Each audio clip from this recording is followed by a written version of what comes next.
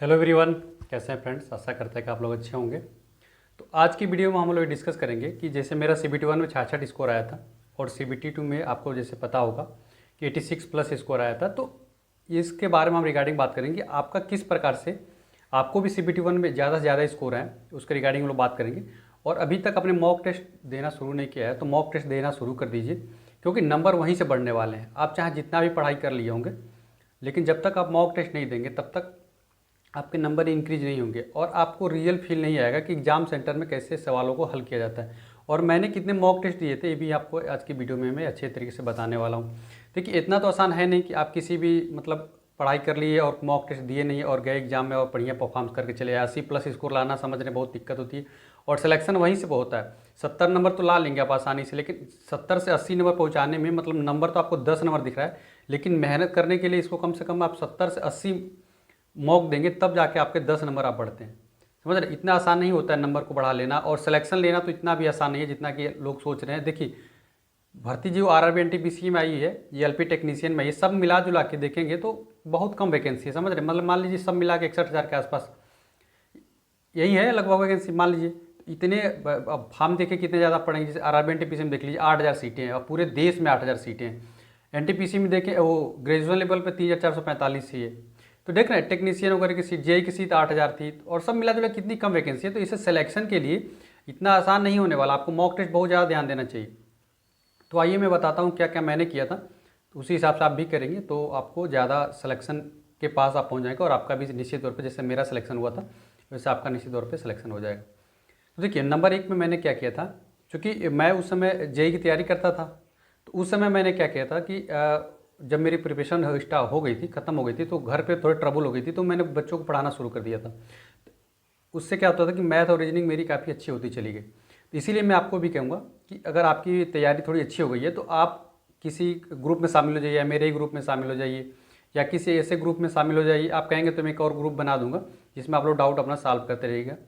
तो उसमें क्या होगा कि आप किसी ग्रुप में सालों केवल डाउट सॉल्व करते रहिए, या आपके अगल बगल स्टूडेंट होंगे उनको क्या करिए कि उनका मैथ का कोई प्रॉब्लम हो सॉल्व कर दीजिए।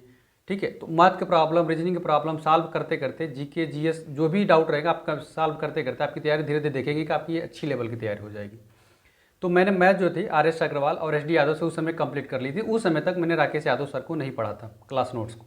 लेकिन मैं अब आज के कंपटीशन को देखते हुए सजेस्ट करूँगा कि आप उन बुक को पढ़ने की जरूरत नहीं है। आप राकेश यादव सर का क्लास नोट्स पढ़ लीजिए और रेलवे का पिनाकल प्रीवियस ईयर आता है, जो रेलवे में जो प्रीवियस 10 साल 15 साल में जो प्रीवियस ईयर में सवाल पूछे गए तो वो पिनाकल में है।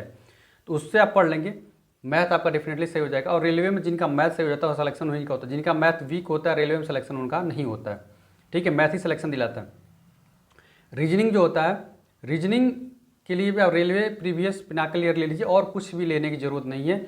बस आप किसी यूट्यूब चैनल से भी पढ़ने की आपको ज़रूरत नहीं है। रेलवे प्रीवियस पिनाकल ईयर ले लीजिएगा, उसी से पढ़ ले। हालांकि मैंने तो अजय चौहान से पढ़ाई किया था, लेकिन वो अब उतना इंपॉर्टेंट नहीं रहा।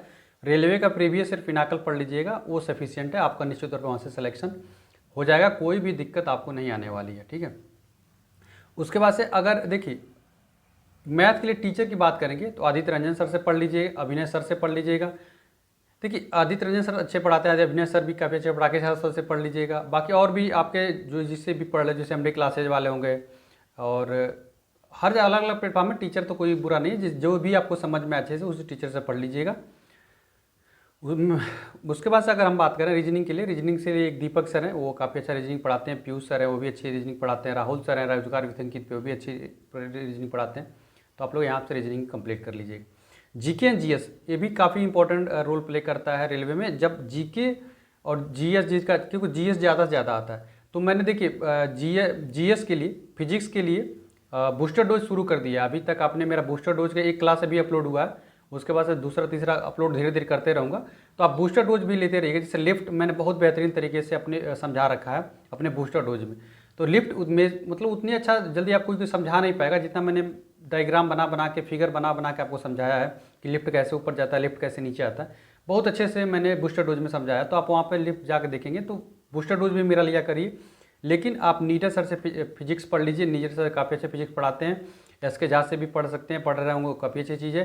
काजल मैम से बायोलॉजी वगैरह पढ़ लीजिए, अमृता मैम की यूट्यूब पे पढ़ी होगी वीडियो, वहाँ पे देख लीजिए, तो बायोलॉजी के लिए काफ़ी अच्छे टीचर है। जी अगर बात कर लेंगे जीके की, तो जीके के लिए आप लूसेंट तो बुक रख लीजिए, और जीएस के लिए भी लूसेंट रख लिए होंगे, कोई भी दिक्कत नहीं है। नीरज सर का भी बुक मंगा लीजिए, कोई दिक्कत नहीं है, वो सही रहेगा। जीके के लिए लूसेंट तो बेस्ट है, ऑब्जेक्टिव और सब्जेक्टिव दोनों आपके पास लूसेंट होना चाहिए। उसके बाद से आप मॉक टेस्ट पे ध्यान देने, और जीके के लिए आप खान सर से वीडियो, खान सर का सोच लीजिए कहीं से होगा, क्योंकि जीके के लिए खान सर बहुत अच्छे से बच्चों के दिमाग में फिट करने वाला पढ़ा देते हैं, तो वो सही रहता है। उसके बाद से आप मॉक टेस्ट पे जाना चाहिए, और जब जैसे भी आपका 60-70% आपका सिलेबस कंप्लीट हो जाए तो आपको मॉक टेस्ट पे चले जाना चाहिए था, और मॉक टेस्ट बहुत ज़्यादा देना चाहिए था। हालांकि मैं उस समय 2018-19 के आसपास मॉक टेस्ट का इतना प्रचलन था नहीं, तो मैं 1-2 ही मॉक दिया था, वो भी ऑफलाइन दिया था, ऑनलाइन तो नहीं दिया था। लेकिन मैं बच्चों को प्रैक्टिस सेट जब कराता था तो उसमें मेरा भी तो कंप्लीट होता था ना, उसमें मॉक टेस्ट, समझ रहे इस चीज़ों को, इतना नहीं कि मैंने बहुत कम दिया था, लेकिन जो बच्चों को मॉक टेस्ट में कराता था उसमें कंप्लीट हो जाता था मेरा। तो आप लोग मॉक टेस्ट दे, टेक्स्ट बुक पे मॉक टेक्स्ट बुक जो है वो फ्री में कराती है, तो आप फ्री में टेक्स्ट बुक पे चले जाइए, सब्सक्रिप्शन थोड़ा ले लीजिए और अपना मॉक टेस्ट वहाँ पे देना शुरू करिए। बाकी कोई भी अगर डाउट रह गया तो आप मुझसे कमेंट करके पूछ सकते हैं। और देखिए, सिलेक्शन लेना इतना आसान नहीं है जितना कि लोग सोचते हैं, बहुत ज़्यादा कंपटीशन है और सिलेक्शन की पोस्ट जो है बहुत कम है। तो चलिए, ऐसा करते हैं आप लोग अच्छे होंगे। वीडियो अच्छी लगे तो वीडियो को लाइक कर दीजिएगा, चैनल को सब्सक्राइब जरूर करिएगा। मिलता है अगले वीडियो में, तब तक के लिए फ्रेंड्स, जय हिंद।